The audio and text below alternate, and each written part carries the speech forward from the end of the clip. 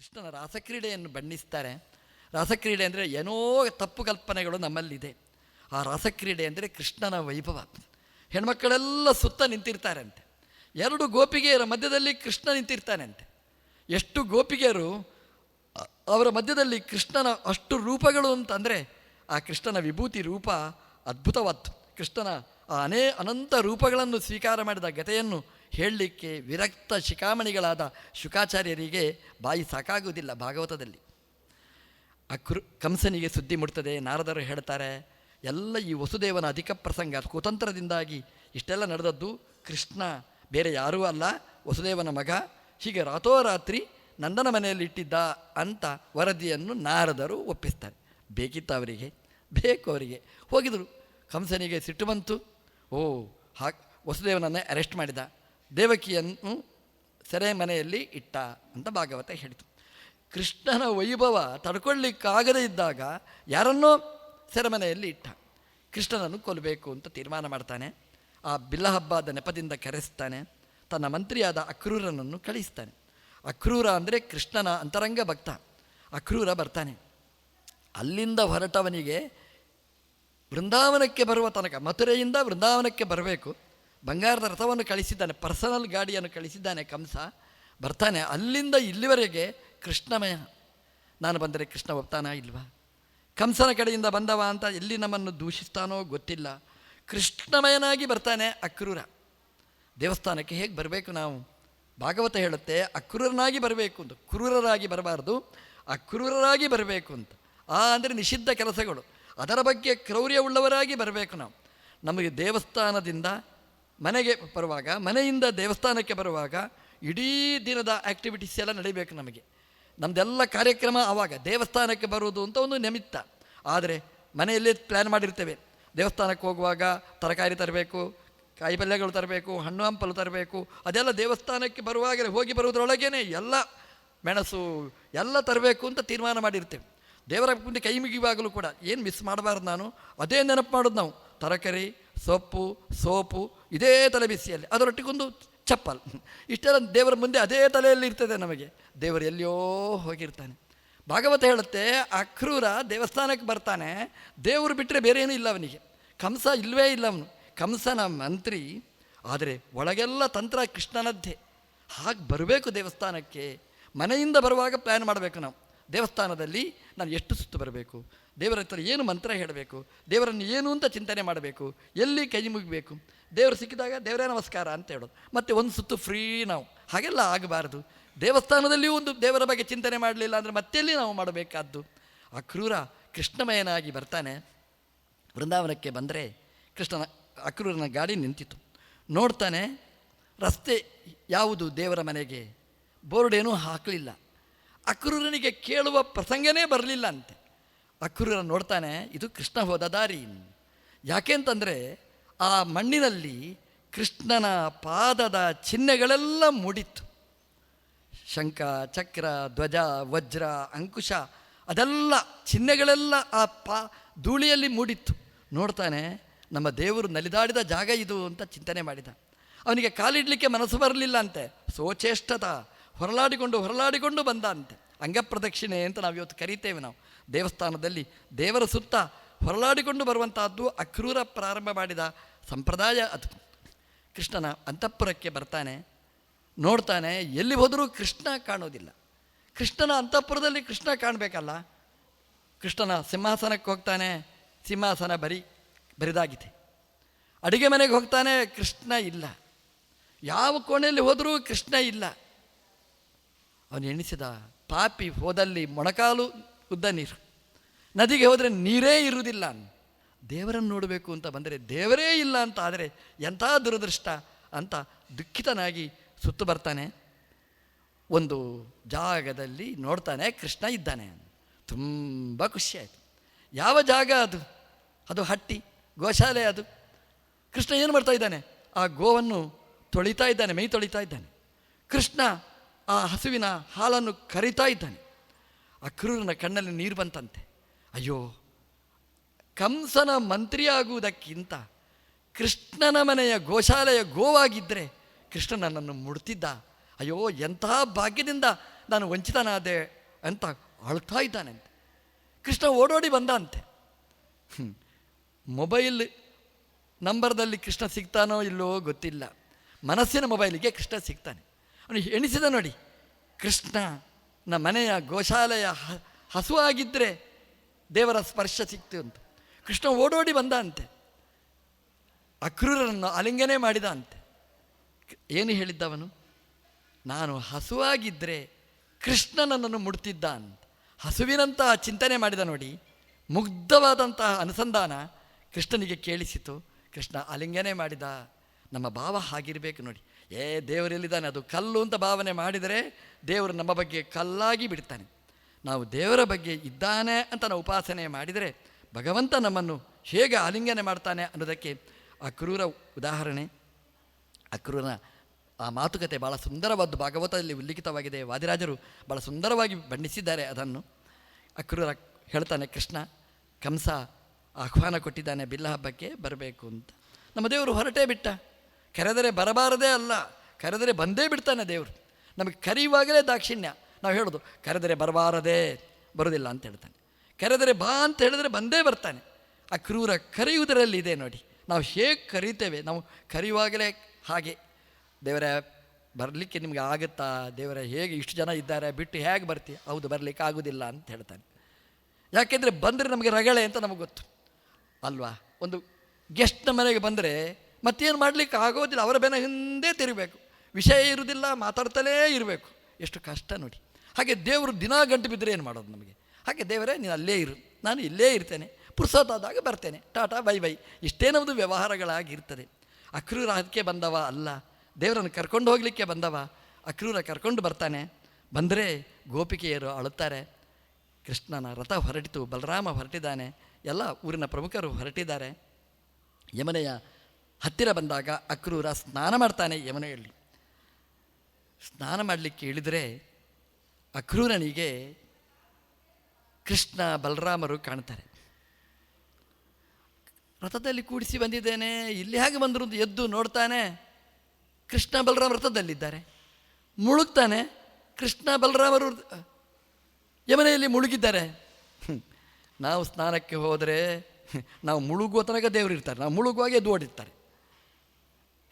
ನಾವು ಎದ್ದರೆ ದೇವರು ಮುಳುಗ್ತಾನೆ. ಅಕ್ರೂರ ಮುಳುಗಿದರೆ ದೇವರು ಅಲ್ಲಿ ತಯಾರಾಗಿದ್ದಂತೆ, ಎದ್ದರೆ ರಥದಲ್ಲಿ ದೇವರು ತಯಾರಾಗಿದ್ದಾನೆ ಅಂತ. ಅಕ್ರೂರ ಸ್ನಾನ ಮಾಡುವಾಗ ಅಗಮರ್ಶನ ಮಂತ್ರ ಹೇಳಿ ಅವಗಾಹನೆ ಮಾಡುವಾಗ ಶೇಷನನ್ನು ದಿನ ನೋಡ್ತಿದ್ದ ಅಂತೆ. ಶೇಷಶಾಯಿಯಾದ ಭಗವಂತನನ್ನು ನೋಡಲಿಕ್ಕೆ ಆಗಲಿಲ್ಲ ಅಂತೆ. ಇವತ್ತು ಶೇಷಾಕಂ ಶೇಷಶಾಯಿ ಇಬ್ಬರನ್ನೂ ನೋಡುವ ಸೌಭಾಗ್ಯ ಅವನಿಗೆ. ಯಾಕೆ ರಥದಲ್ಲಿ ಶೇಷ ಶೇಷಶಾಯಿ ಇಬ್ಬರೂ ಬಂದಿದ್ದಾರೆ. ಶೇಷ ಅಂದರೆ ಬಲರಾಮದೇವರು, ಶೇಷಶಾಯಿ ಅಂದರೆ ಅನಂತಪದ್ಮನಾಭನಾದಂಥ ಕೃಷ್ಣ ಸ್ವಾಮಿ. ಇಬ್ಬರನ್ನು ರಥದಲ್ಲಿ ಕರ್ಕೊಂಡು ಬಂದಿದ್ದಾನೆ. ಆ ರಥದಲ್ಲಿ ಇಬ್ಬರನ್ನೂ ಕಂಡದ್ದು ಅಷ್ಟೇ ಅಲ್ಲ, ತನ್ನ ಮನೋರಥದಲ್ಲಿ ಇಟ್ಟುಕೊಂಡು ಸ್ನಾನಕ್ಕೆ ಇಳಿದದ್ದು. ಹಾಗಾಗಿ ಅವನ ಜೊತೆಗೇ ಸ್ನಾನ ಮಾಡಿದ್ದಾರೆ. ನಮ್ಮ ಸ್ನಾನಗಳು ಹಾಗಾಗಬೇಕು. ನಮ್ಮ ಜೊತೆಗೇ ನಮ್ಮ ದೇವರು ಸ್ನಾನ ಮಾಡಬೇಕು. ನಮ್ಮಲ್ಲಿ ಒಂದು ಸಂಪ್ರದಾಯ ಇದೆ. ಸ್ನಾನ ಮಾಡುವಾಗ ಶಂಖಮುದ್ರೆಯನ್ನು ತೋರಿಸಿ ನೀರನ್ನು ತಲೆ ಮೇಲೆ ಹಾಕ್ಕೊಳ್ಳೋದು. ಬಚ್ಚಲ ಕೋಣೆಯಲ್ಲಿಯೂ ಅದನ್ನು ನಾವು ಮಾಡಬಹುದು. ಅಕ್ರೂರನ ಸ್ನಾನ ಅಂತಂದರೆ ನನಗಲ್ಲ, ನನ್ನ ಬಿಂಬನಾದ ನನ್ನ ಅಂತರ್ಯಾಮಿಯಾದ ಸ್ವಾಮಿಗೆ ಇದು ಸ್ನಾನ ಅಂತ ಅನುಸಂಧಾನ ಮಾಡಿದ್ದಕ್ಕೆ ದೇವರು ಅವನೊಟ್ಟಿಗೆ ಸ್ನಾನ ಮಾಡಿದ. ಅಕ್ರೂರನ ರಥ ಮಥುರಾಪಟ್ಟಣಕ್ಕೆ ಬಂತು. ಅಕ್ರೂರನನ್ನು ಕಳಿಸ್ತಾನೆ. ಕಂಸನ ಬಂಗಾರದ ರಥವನ್ನೂ ಕಳಿಸ್ತಾನೆ. ರಾಜಬೀದಿಯಲ್ಲಿ ಬಂದರೆ ಎಂತಹ ಸ್ವಾಗತ ಕೃಷ್ಣನಿಗೆ. ಊರಿನ ಪ್ರಮುಖರು, ನರನಾರಿಯರು ಎಲ್ಲರೂ ಪುಷ್ಪ ಅರಳು ಹಾಕಿ ಅಭಿಷೇಕ ಮಾಡ್ತಾರೆ. ಅಲ್ಲ, ತನ್ನ ಮನಸ್ಸಿನ ಪ್ರೀತಿಯನ್ನೇ ಅಭಿಷೇಕ ಮಾಡಿದ್ದಾರೆ ಅಂತ. ಒಬ್ಬ ಆನೆಯ ಮೇಲೆ ಅಗಸ ಬರ್ತಾ ಇದ್ದ. ಕೃಷ್ಣ ಕೇಳಿದ, ಬಟ್ಟೆ ಕೊಡು ಅಂತ. ಬಟ್ಟೆ ಕೊಡಲಿಲ್ಲ. ಕೃಷ್ಣ ಹೊಡೆದ, ಬಟ್ಟೆಯನ್ನು ತೆಕೊಂಡ ಅಂತ ಭಾಗವತ ಹೇಳುತ್ತೆ. ನಮಗೆ ಹೊಟ್ಟೆ ಹುರಿಯುತ್ತದೆ. ಇನ್ನು ಕೃಷ್ಣನಿಗೆ ಅಷ್ಟು ಬುದ್ಧಿ ಇಲ್ವಾ? ಬಟ್ಟೆ ಕೊಡಲಿಲ್ಲ, ಯಾರ ಅಪ್ಪನ ಬಟ್ಟೆ ಕೊಡಬೇಕು ಅವನು? ಅದಕ್ಕೆ ಕೊಲ್ಲುವುದಾ? ಇದು ಪುಂಡಾಟಿಕೆ ಅಲ್ವಾ? ಏನಿದು ದರೋಡೆ, ಏನು ಅನ್ಯಾಯ? ಚೆನ್ನಾಗಿ ಹೇಳ್ತದೆ ಭಾಗವತ. ಕೃಷ್ಣ ಕೇಳಿದಂತೆ ಬಟ್ಟೆ ಕೊಡು ಅಂತ. ನಾನು ಕಂಸನ ಅಳಿಯ, ಕಂಸನ ಆಹ್ವಾನಕ್ಕೆ ಬಂದ ಚೀಫ್ ಗೆಸ್ಟ್ ನಾನು, ಇವತ್ತಿನ VIP ನಾನು, ಕೊಡು ನನಗೆ ಬಟ್ಟೆ ಅಂತ.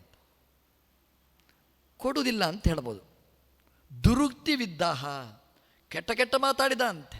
ಕೆಲವರ ನಾಲಿಗೆನೇ ಸರಿ ಇರೋದಿಲ್ಲ, ನೀವು ಮಾತಾಡಿ ಅಂತೆ. ಎಲ್ಲ ಹೊಲಸು ಹೊಲಸು ಹೊಲಸು ಮಾತುಗಳು, ಅದು ನಮಗೆ ಹೇಳಲಿಕ್ಕೆ ಕಷ್ಟ ಆಗಿಬಿಡುತ್ತೆ. ಅದು ಅಗಸನಿಂದ ಪ್ರಾರಂಭ ಆಯ್ತು. ಅವನು ಬೈದ ಕೃಷ್ಣನಿಗೆ, ದುರುಕ್ತಿವಿದ್ದಾಹ, ಕೈಯಿಂದ ಹೊಡಿಲಿಕ್ಕೆ ತಾಕತ್ತಿರಲಿಲ್ಲ ಅವನಿಗೆ, ಬಾಯಿಯಿಂದ ಹೊಡೆದ. ಕೃಷ್ಣ ಹೇಳ್ದ, ಕೆಟ್ಟ ಮಾತಾಡಬೇಡ, ಕೊಡುವುದಿಲ್ಲ ಅಂದರೆ ಕೊಡುವುದಿಲ್ಲ ಅಂತ ಹೇಳ ಅಷ್ಟೇ, ಹೊರತು ಕೆಟ್ಟ ಮಾತಾಡ್ಬೋದು. ಪುನಃ ಒಂದಷ್ಟು ಬೈದ ಅಂತ. ಕೃಷ್ಣ ಅವನ ಕತ್ತು ಕತ್ತರಿಸಿದ, ಅವನ ನಾಲಿಗೆ ಬಿದ್ದು ಹೋಯಿತು.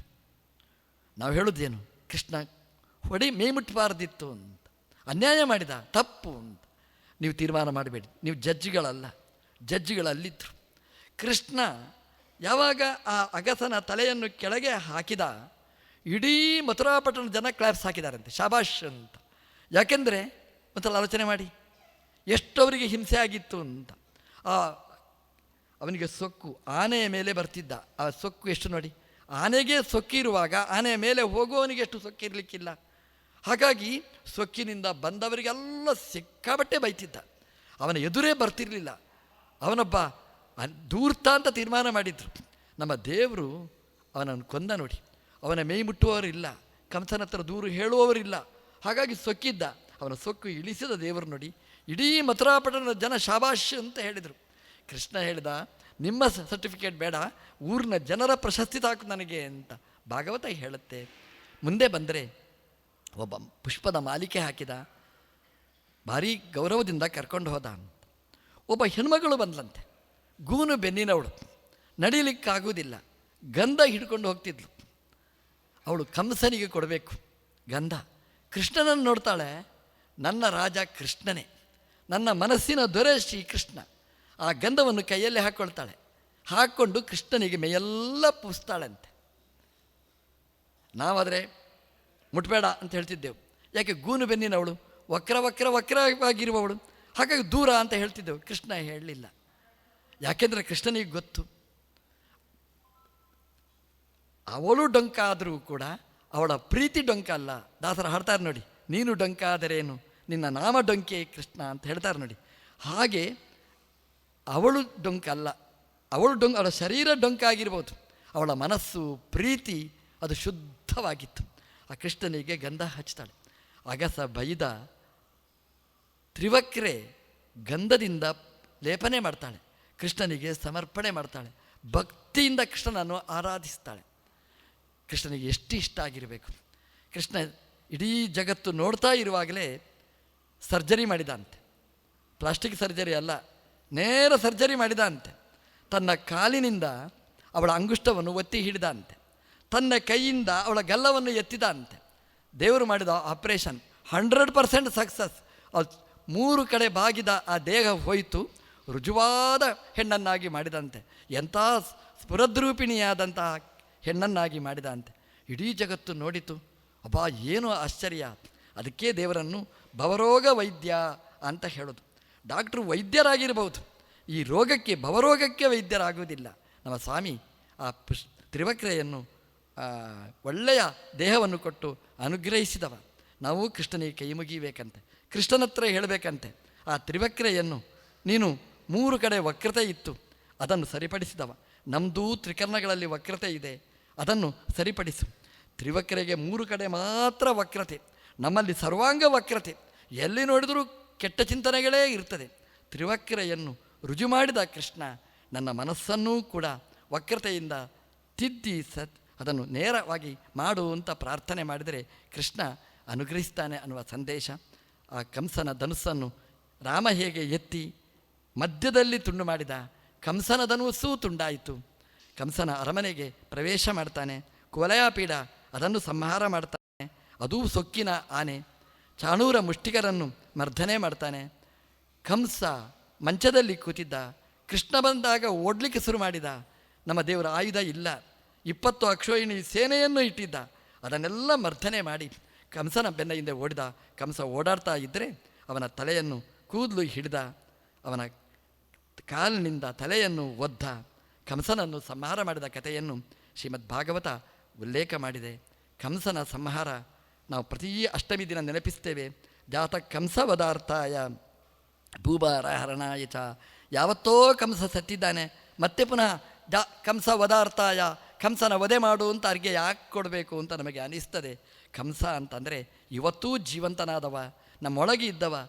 ಕಂಸ ಅಂತಂದರೆ ದುರಾಸೆಗಳು, ಲೋಭಗಳು, ಮಾತ್ಸರ್ಯಗಳು, ಅದೇ ಕಂಸ ಕಾಲನೇಮಿ ದೈತ್ಯ ಒಳಗೆ ಮನೆ ಮಾಡಿ ಕೂತಿದ್ದಾನೆ. ಹಾಗಾಗಿ ಕೃಷ್ಣ ಮತ್ತೊಮ್ಮೆ ಅವತರಿಸು, ದಿನ ಅವತರಿಸು, ಆ ಕಾಲನೇಮಿ ಅವನು ಸಂಹಾರ ಮಾಡು, ಆ ದೌಷ್ಟ್ಯವನ್ನು ದೂರ ಮಾಡು ಅಂತ ದೇವರಲ್ಲಿ ನಾವು ಪ್ರಾರ್ಥನೆ ಮಾಡಬೇಕಾದ್ದು. ಇಂತಹ ಕೃಷ್ಣನ ಈ ಬಲದ ವೈಭವ, ಬಾಲ್ಯದ ಬಲವೈಭವವನ್ನು ಪೂರ್ವಾರ್ಧದಲ್ಲಿ ಹೇಳಿದರೆ, ಉತ್ತರಾರ್ಧದಲ್ಲಿ ಕೃಷ್ಣನ ಆ ಯುದ್ಧದ ಸಾಮರ್ಥ್ಯ, ಆ ಮಹಿಷಿಯರ ಜೊತೆಗೆ ಆ ಕೃಷ್ಣನ ಕಲ್ಯಾಣದ ಘಟ್ಟ, ಕೃಷ್ಣನ ಮಾಡಿದ ಜ್ಞಾನೋಪದೇಶಗಳು, ಅದೆಲ್ಲ ಮುಂದಿನ ಘಟ್ಟದಲ್ಲಿದೆ. ಮತ್ತೆ ನಾಳೆ ಸೇರಿದಾಗ ನೋಡೋಣ ಅಂತ ಹೇಳ್ತಾ ಪ್ರವಚನವನ್ನು ಕೃಷ್ಣಾರ್ಪಣ ಮತ್ತು